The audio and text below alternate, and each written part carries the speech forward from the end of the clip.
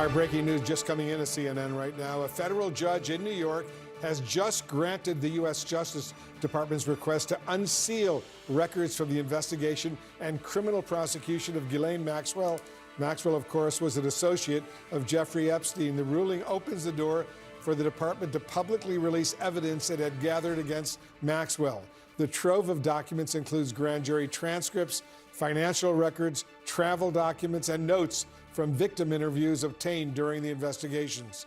We're just getting Ellie Honig in to give us some legal analysis right now on this Justice Department decision to release a whole bunch of documents involving Ghislaine Maxwell, the woman who was involved with Epstein, as all of us know.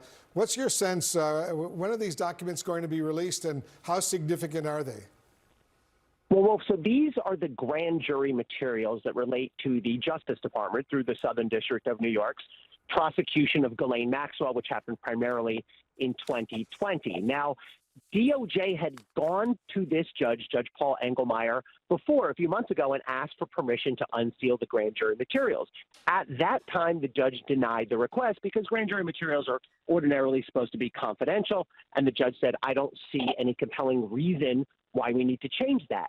Now, what has changed, however, is that Congress has passed and the president has signed this Epstein Files Transparency Act, which essentially overrides the normal concerns about grand jury confidentiality. So the judge today has said, well, in light of this law that's been passed, I now order that the grand jury materials should be released. Now, as to what's in them, we have a little bit of a clue, Wolf, because when Judge Engelmayer denied the initial request a few months ago, he said essentially, there's really not much that's new in these files. Most of what's in the grand jury materials is already known to the public through the indictment of Ghislaine Maxwell, through her extensive trial, through the briefs that the parties submitted, through the evidence at the trial. So I don't think we should expect, based on that, to see anything brand new and shocking. But what we will see is what evidence did prosecutors put in front of the grand jury? What testimony did this FBI agent give around the case? It'll give us some more visibility into how the Maxwell case happened.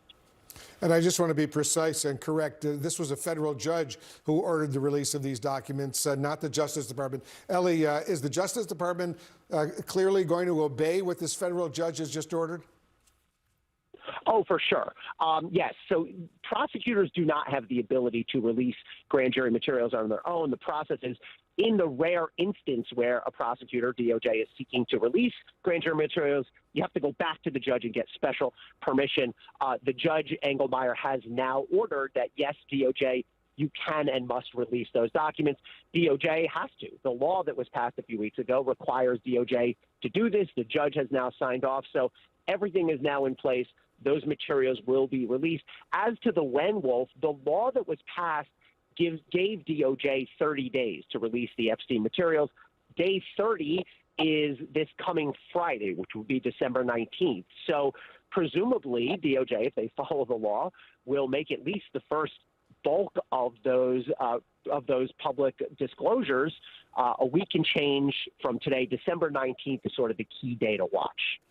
All right, stand by, Ellie. Caitlin Polance has been doing a lot of reporting on all of this. What do we anticipate, Caitlin? How significant will these documents be?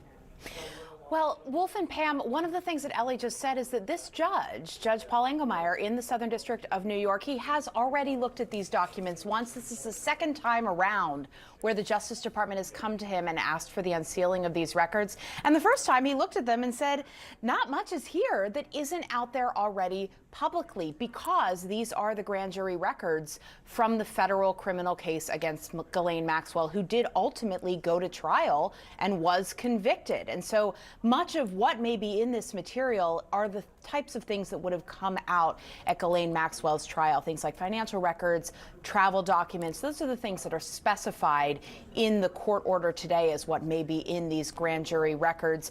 We do know, though, another important point that the judge indicates here in this order this morning, saying, yeah, now that Congress has passed a law, we can unseal these grand jury records, even though you asked once before and The judge said no. In this round, whenever these grand jury records come out, the judge says that there will need to be some redactions made here to protect victim privacy, specifically information about victims and personally identifiable information. So this is the Justice Department taking a step forward, going back to the court now that Congress has passed that act of transparency to release the Epstein files.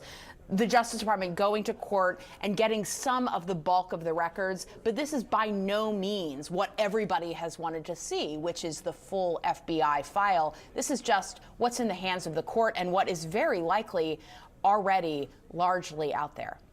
All right. Well, we shall see, but this is certainly a significant development. It's unusual for a judge to allow the release of grand jury documents. All right, Caitlin Polance, thank you so much.